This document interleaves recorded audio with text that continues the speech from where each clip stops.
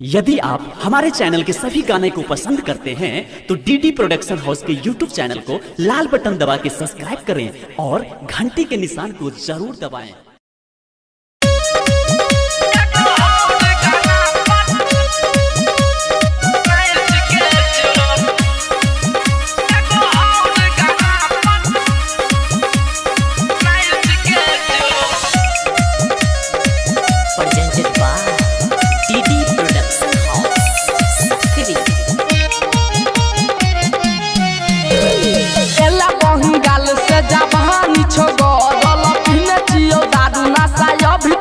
चढ़ल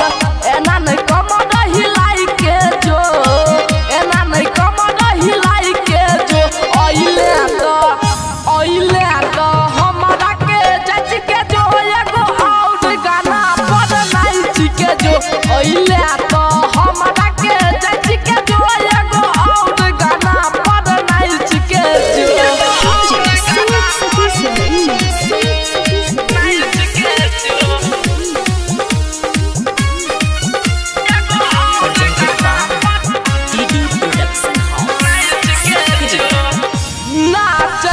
छौरी तू आधी आधी रतिया बारह छोले चढ़लाइत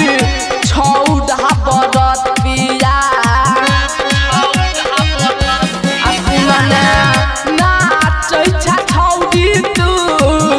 आधी आधी रतिया बारह छोले चढ़लाइत छौड़ा बरतिया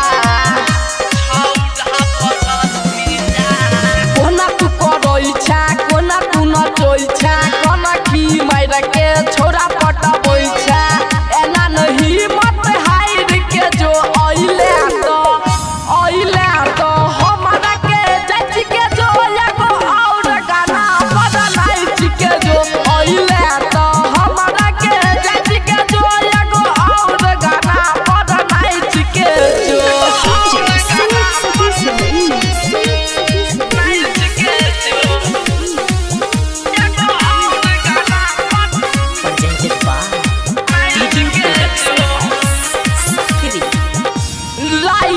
गणेश फरदी कहो बात साच गे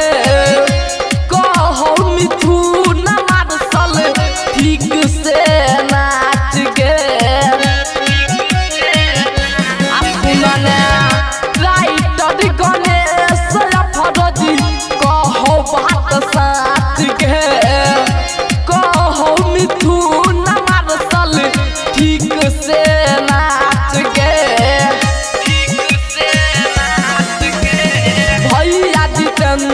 तोरा नचेतौ चौकी वाला मार्शल के गाना बजेतौ राघव रौशन नचा देतौ ओइले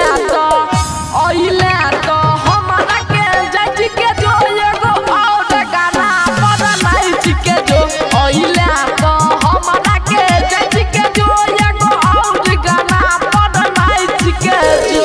एला बंगाल से जवानी छोड़ल पिने चियो दारू नशा अभी तक चढ़ल एना नहीं कमर हिलाई के जो एना नहीं कमर हिलाई के जो ओइले तो हमरा के जज के जो एगो और गाना बदलाइच के जो ओइले तो हमरा के जज के जो एगो और गाना बदलाइच के जो recording by DD production house Sakri 97 084 45 722।